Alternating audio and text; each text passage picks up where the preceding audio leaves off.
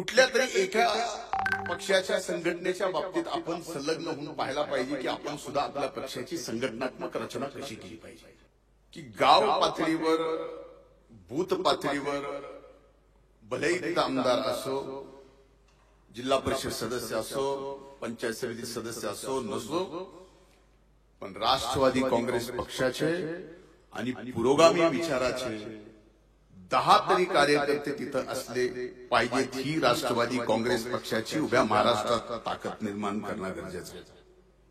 आता isakal.com आहे देशातील नंबर 1 ची मराठी न्यूज वेबसाईट. प्रत्येक अपडेटसाठी isakal.com ला नक्की भेट द्या. घटनेच्या बाबतीमध्ये पहिली माझी आमच्या सर्वांची एकत्रित जी सूचना आहे की गाव पातळीवर बूथ पातळीवर भलेही तिथं आमदार असो, जिल्हा परिषद सदस्य असो, पंचायत समिती सदस्य असो नसो, पण राष्ट्रवादी काँग्रेस पक्षाचे आणि पुरोगामी विचाराचे 10 तरी कार्यकर्ते तिथं असले पाहिजेत. ही राष्ट्रवादी काँग्रेस पक्षाची उभ्या महाराष्ट्रात ताकद निर्माण करणं गरजेचं आहे. खरं तर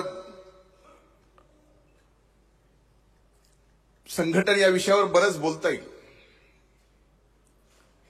एकीकडे स्वातंत्र्यापूर्वीची एक पक्ष स्वातंत्र्यानंतर सुद्धा अनेक वर्ष सत्तेत राहिला आणि एकीकडे 6 एप्रिल 1980 ला स्थापन झालेला पक्ष आज या देशात सर्वाधिक बळकट आपण पाहतोय, ज्यांच्यासोबत आपण महायुतीमध्ये सत्तेत आहोत. कुठल्या तरी एका पक्षाच्या संघटनेच्या बाबतीत आपण संलग्न होऊन पाहायला पाहिजे की आपण सुद्धा आपल्या पक्षाची संघटनात्मक रचना कशी केली पाहिजे.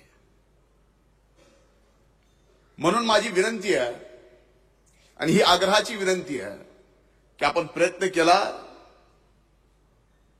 तर पक्षासाठी पूर्ण वेळ आपलं गाव, आपला तालुका सोडून इतर तालुक्यामध्ये, इतर ठिकाणी पूर्ण वेळ काम करणारे आपले कार्यकर्ते सुद्धा मिळतील आणि ते मिळाल्यानंतरच खऱ्या अर्थानं सबंध महाराष्ट्रात गावागावात राष्ट्रवादी काँग्रेस पार्टीची ताकद उभी राहील, अशी माझी सूचना आहे.